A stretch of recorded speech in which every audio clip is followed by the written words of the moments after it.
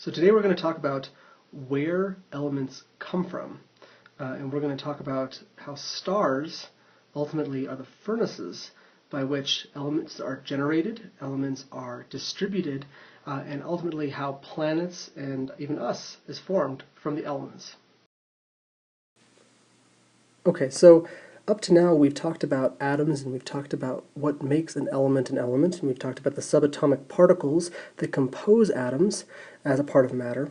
But a bigger question might be, what are we made of, and maybe what is our planet made of?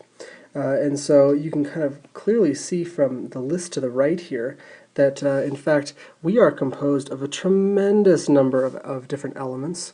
We have a few elements in large quantity, and then we actually have a large amount of elements in relatively small quantities. And near the end of this course, when we talk about macro and micronutrients, we'll talk about why we need certain elements in small quantities. You can kind of see here that we actually, if you were to kind of break the body down into its subcomponents, you would have some interesting products, such as enough carbon to make 900 pencils, fat to make 7 bars of soap, phosphorus to make 2,200 match heads, as well as enough iron to make a single 3-inch nail. Our Earth is also composed of elements, and you can kind of look at the composition of the Earth and see that a lot of it is made out of iron. This is mostly in our core of our planet, but we also have a lot of oxygen and some silicon, as well as some magnesium, and pretty much the other 100+ elements exist in this small category, this other 10%. So another good question might be, why? Why are we composed of primarily of a few elements, elements such as magnesium and oxygen and carbon and calcium, and why is the planet also composed of primarily only a few elements such as oxygen, iron, silicon, and magnesium? Well, to understand why we are formed of the elements that we are and why the planet is formed from the elements that it has in it, we need to get some insight into where elements come from. Where do all these different atoms come from? And we have a lot of interesting new data that comes to us from astronomy that's able to look back at quote-unquote the beginning. This is a time period that happened right after the Big Bang, when the universe got started. And we can see from our astronomy observations that basically a few seconds after the Big Bang, that had generated a huge amount of neutrons and protons that kind of scattered them throughout the universe, that within a few seconds almost every free neutron had been paired up by a free proton. And in fact, physicists have a term for this. They call this the strong force. And so generally, within a few seconds, most of the matter in the universe was this right here. This is helium, helium-4. Helium-4, of course, has 2 protons and 2 neutrons, along with potentially some electrons orbiting it. But I'm going to leave out the electrons just for right now. And you can see from this picture right here that in addition to helium-4, although that was the primary atom in the universe right after the Big Bang, you also had some other light elements such as hydrogen in the form of a proton, and lithium right here, where you have 3 protons, 3 neutrons. And in fact, we don't actually have to look too far back in the universe, because the universe is actually still primarily composed of hydrogen and helium. That much has not changed since the Big Bang. That if we look at normal matter, so now we're not talking about these other interesting types of matter that occur in the deep universe, such as dark matter, but if we look at normal matter, and that's, once again, we're talking about things that are composed of subatomic particles, the quote-unquote heavy elements which we would consider pretty much anything above lithium, so carbon, nitrogen, oxygen, all these elements that we see on a day-to-day basis, they compose a very, very, very small fraction of the total mass of the universe. Much more abundant is the light elements, hydrogen and helium, and then of course we also have stars, and we have these other interesting subatomic particle that we won't get into this class called neutrinos. So in addition to some of the light species that were generated right after the Big Bang, such as hydrogen and helium and lithium, there were several light isotopes that were generated as well. So if we look at hydrogen has one proton and one electron. In addition, there was hydrogen 2 right here. Hydrogen 2 has one proton and one neutron, and we also can have hydrogen 3. It's another isotope, a heavier isotope. This is one proton and two neutrons. And in fact, these are so famous that these isotopes have their own names. So hydrogen 2 is also called deuterium, and hydrogen 3 is called tritium. Now, as mentioned before, some isotopes are stable, others are not. And in fact, if you get too many neutrons tacked onto too few protons, you actually generate instability. So these become radioactive. Tritium is a great example of this. So the nucleus is destabilized with this many neutrons, and it causes a decay event, which is a form of reactivity where it breaks apart. So before stars formed, this is after the Big Bang, but before stars, the universe only really had a few elements. You had hydrogen, you had a heavy isotope of hydrogen, you had an isotope of helium, you had the most abundant element, which is going to be helium-4, and then you add things like lithium-7. Now at this point, 200 million years pass. And during this time, gravitational forces are taking over, and these elements are kind of congregating. And after about 200 million years, the first stars form.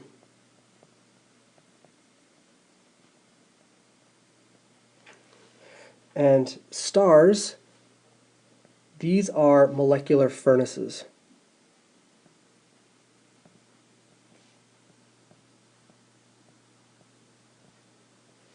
They have intense amounts of heat and pressure. And one of the things they do is they fuse elements together. They undergo fusion. And one of the most simple examples is that they fuse hydrogen into helium.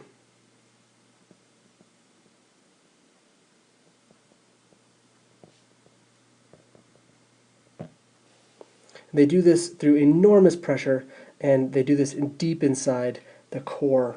And so an example of this, for instance, might be under enormous pressure and temperature. You have two deuteriums. These are these heavy isotopes of hydrogen. And in the star, they're forced together at incredible pressures, incredible temperatures, and so everything kind of gets jangled up together. And in the process, out comes a new core, which has been fused together. And this here is for helium. And also what comes out is energy. The process of fusion actually produces a tremendous amount of energy as well, which in turn helps kind of drive the process again. So it helps fuel this kind of cycle. And in fact, the energy that comes out is from this concept called the nuclear binding energy. So when you fuse these elements together, the nuclear binding energy, this energy is released. And in fact, the reason that stars burn brightly is the energy that is being released from the process of fusion. So if you peer up into the sky and you look at our star, our small little star, What you are really observing here is the process of fusion, the process of compacting and pushing different nucleus together to form new elements. In particular, our star is in the process of fusing hydrogen into helium, and as it does so, in these intense pressures and temperatures, it's releasing energy, which is being absorbed by our planet. Now, you might ask yourself a question, which is, do we actually need stars to make new elements? And actually, the answer is no. There are some extraordinary things on our planet that, in fact, can induce fusion. And in particular, they are things like atomic weapons or super colliders. So this is the Large Hadron Collider, and effectively this is an enormous cylinder that spins different particles around close to the speed of light, and then they ultimately cause them to smash into each other. And this event can overcome the forces that repel nucleus, because one could remember that the nucleus is positively charged, and so on the surface, two nucleus don't like to be forced into one another because they're both positively charges, and like charges repel each other. Opposite charges attract, and so you initially have to overcome this kind of repulsion that occurs between two nucleus. But if you can get over that energy barrier, then actually this is a very favorable process, and it releases a lot of energy. So you might ask, what happens on the day when our little star runs out of hydrogen to fuse into helium? Well, when a large star runs out of hydrogen, it begins to contract a little bit, and it burns a little hotter. So the furnace gets a little bit hotter, and then ultimately, what starts happening is that helium begins to fuse. And so you can imagine that we have helium atoms now in abundance because they've been being generated from all the hydrogen, and two of these can come together, and they actually can create a new element. In this case, beryllium-8, which is slightly heavier. And in fact, this can undergo another reaction. So beryllium-8 can begin fusing with another helium, and now we're at something that is familiar to us, carbon-12, which is what most of our life is being constructed out of. So what if it does it again? So let's draw that. What if carbon-12 fuses with helium-4 again? Well, now we have oxygen-16, which is another very common element. And so actually, there's a progression here. You can keep going. And so, for instance, once all the smaller elements are being used up, the cauldron is going to start heating up more and more and more. And in fact, you can get these kind of interesting scenarios where you can fuse oxygen with other elements, like a carbon element, or you can fuse it with a helium element, and you can get yourself things like silicon-28. You can fuse this even further, and you can get things as heavy as iron-56. But if you look at the time scale here, this is how long it takes for a medium-sized star to burn through its different elements during the fusion process. That hydrogen doesn't burn that hot, and it takes a while to burn it all down. It takes about 7 million years to burn most of the hydrogen down. Helium, in turn, going into beryllium and carbon, takes another 500,000. But things are getting hotter now, and things are getting a little more violent. And so as carbon burns, now it's only taking 600 years for this star to burn through its carbon. And then ultimately, if you go a little bit above carbon and oxygen, you're at neon, and now you're getting things like 6 months. And by the time you get to silicon, silicon-28, a star burns through its silicon in about 1 day. amazingly, for the fact that it takes sometimes millions of years for a star to fuse hydrogen and helium and other elements, as you get to the heavier elements, as you get basically between oxygen and iron 56, all of those elements up to iron 56 are made in about 5 days. So lots of fusion, lots of reactions are happening, nucleuses are being pushed together, and then in fact it stops. Everything stops. And that is that the payoff. So this nuclear binding energy, this energy that's coming off of this process, that's kind of helping the star fuel this fusion process, is actually getting less and less and less. So the stars get a lot of energy by fusing hydrogen and helium together, and this helps kind of fuel them and keep them going. But as the elements get heavier and heavier, this nuclear binding energy, which is helping fuel the stars, is actually kind of tapering off. And in fact, any elements above iron 56 take more energy to create than the star gets out of the process. And so the star simply does not make any elements above iron 56. And this cutoff at iron 56 is a pretty important thing to appreciate. So when the stars are fusing these nuclei, that you basically are in these thermonuclear reactions. So these fusion events are putting shock waves out, energy is going out of the star, and it's fighting the force of gravity, which is pretty amazingly intense, which is trying to suck the star back inward. And so you have this energy going out, which kind of keeps the star from collapsing against this force of gravity. And so when a star reaches this iron or nickel 56, the fusion stops. All of its fuel has been spent, and gravity takes over, and it wins, and the core collapses. So the force of all this gravity immediately pushes in. There's nothing left to push out, and the star dies. And so without the energy of fusion, the star collapses, and we get velocities as high as 70,000 kilometers per second.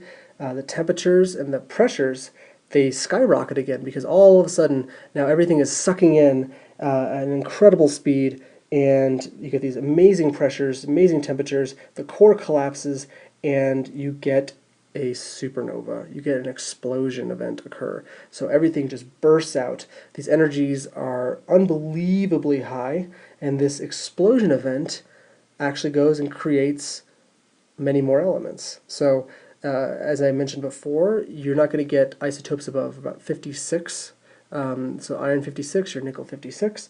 This supernova event creates the last amount of energy for the star, and this huge burst actually will go and induce quite a few more fusion events, and you can get elements all the way up to uranium-204, which is the last stable atom. And so if you think about it, if you're going back to our original question about, where do these elements come from in our planet, and where do they come from in us, it's supernovas. So supernovas, they ultimately seed the universe with more and more large atomic nuclei. So you basically have this kind of process where the universe has a ton of hydrogen and helium.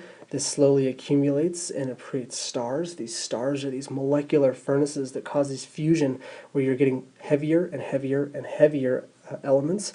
But as this fuel is being burned up, the star contracts and collapses, and then a shock wave, a supernova, explodes and ultimately sprays elements all over the universe. And these elements, these heavy elements, slowly but surely accumulate, and they form planets. And they form planets that are rich in elements like oxygen and rich in elements like iron. These are, of course, elements that are readily formed during the star fusion process, and we also are rich in elements that are formed in the star synthesis process, such as carbon and oxygen and calcium and magnesium.